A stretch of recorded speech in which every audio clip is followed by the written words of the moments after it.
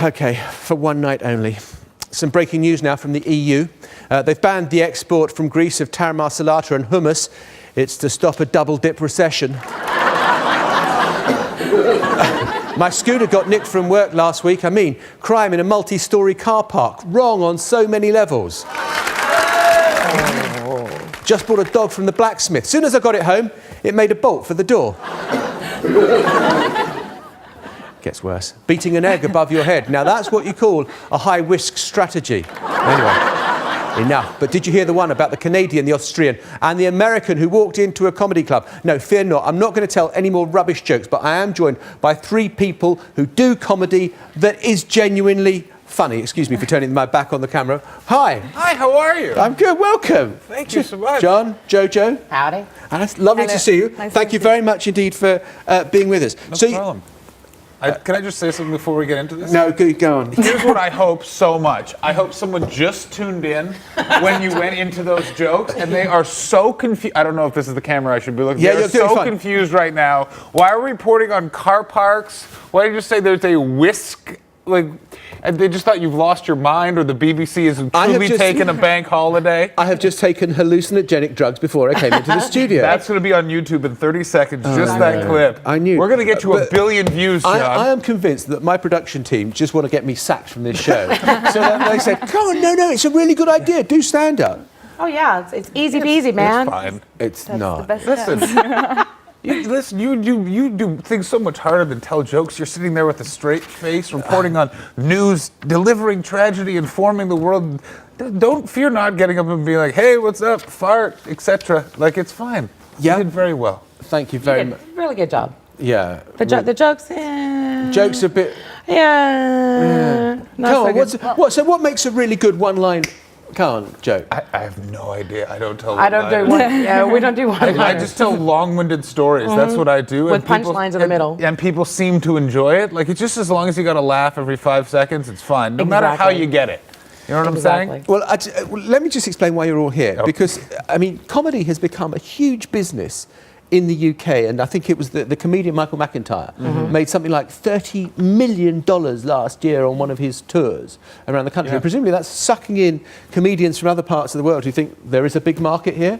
God, yeah. In general, there is a market, I think, because, for example, in Austria, we don't have stand-up comedy at all. So it's a very sad country. And so why did you think then? Did you think I like telling jokes? I like telling stories. I like making people laugh. I'm going to come to the UK to do it. Yeah, well, I started off in Austria and in Germany, but the German audience is not really my audience, so they're more serious. They're even serious. I want to do national stereotype jokes, and everything in me is saying don't go there and say the Germans. Let me say this about the German people: doer, very doer, don't have the best sense of humor.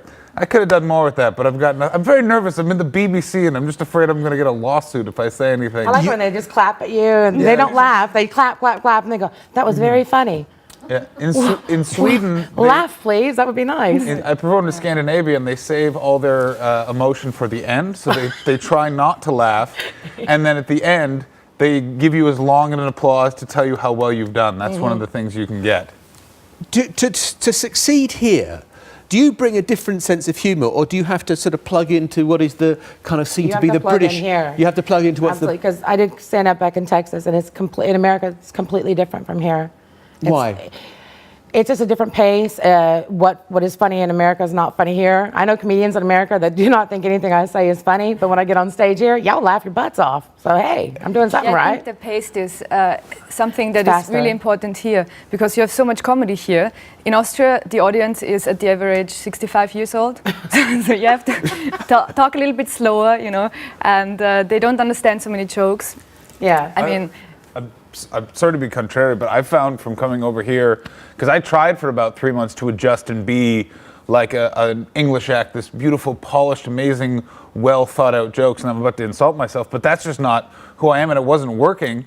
And then I went back to doing what I did in Canada that got me as far as it did to be able to move here, and that worked, because in the end, it's comedy. If you're funny, they're going to laugh. And it's also, it's the UK. You guys gave us Monty Python, Eddie Izzard, Mr. Bean, which is, you can take or leave. But those other two are very, very good. Like John Sopel. John Sopel. Look at that, 40 seconds. Yeah. First here, listen, you know people at the BBC. You can get on live at the Apollo. Exactly, Don't worry use about your it. connections, baby. Use those connections. And it's just one of those things, again, I think the reason why people come to the UK for comedy is because there's a comedy tradition here like nothing else in the entire world.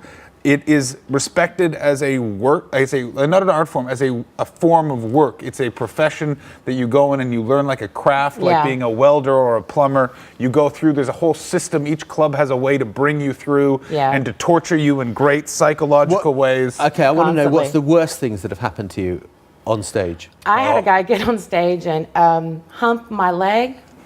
Hump your leg? Yeah, like a chihuahua, and I was hitting him in the head with a mic trying to get him off my leg. I couldn't get him off my leg. He was attached. That was pretty bad. Yeah, okay, beat humping. Do you want in Canada or in the UK? I don't care. You go geographically as wide as you want to. I had a shotgun pulled on me in Porters Lake, Nova Scotia. Hey. No. Yes. Because that's really taking an exceptional dislike to your humour. I said something, and it wasn't even that lewd about either his girlfriend or his sister, and I'm not joking, it could have been both. And, and he said, we shoot people in this town for talking this way. And I have never heard it said in a way before or since where it's like, oh, he's not threatening me or joking, he's just stating what he's going to do. So I just said, show's over, and I was like, I'm just gonna leave it. At the time I smoked, so I was just like, I know the solution to this. I'll go have a cigarette. I stand outside, he follows me, goes to his truck, takes out a shotgun, loads it, and goes, you tell your friends, you gotta get out of town. My friends then proceeded to say, we're not going anywhere because one of the other comedians was trying to get fresh, let's say, with the dishwasher.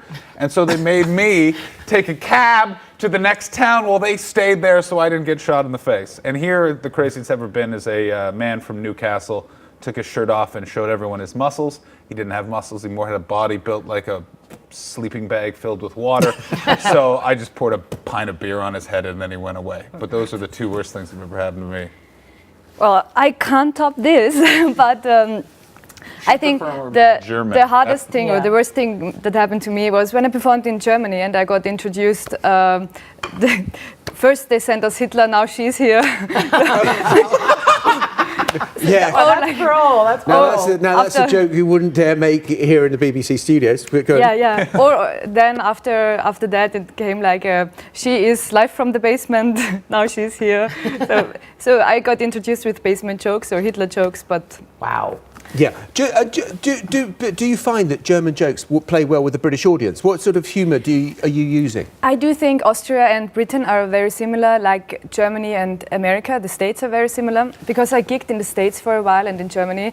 And I mean, the States, it was easy for me because I was in the States when Arnold Schwarzenegger was governor. So I just had to talk in my Austrian accent and they kind of really you could be the Terminator as well. Exactly. Totally. Exactly. And have you found it easy getting work here?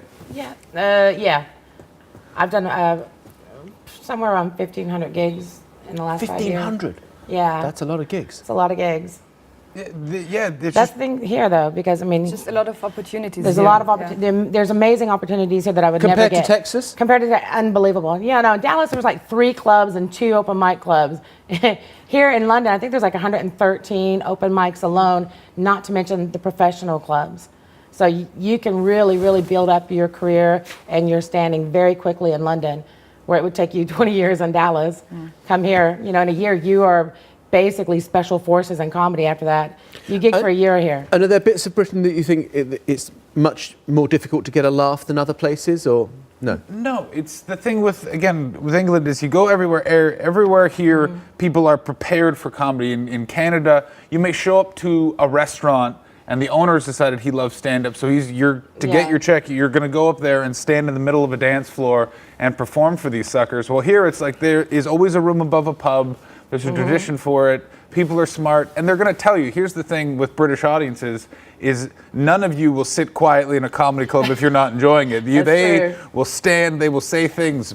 Okay, there we must leave it. Jojo, John, Alice, all of you, thank you very much indeed for being great sport. Thank you for listening to me telling rubbish jokes. I promise I'll never do it again. That's the last time. I'm going back to serious journalism from now on and forevermore. Just to say, you can get even more on Britain's booming comedy industry on our website at bbc.com/news. And stay with us. Still to come on Global, we'll meet the woman who's turning Bollywood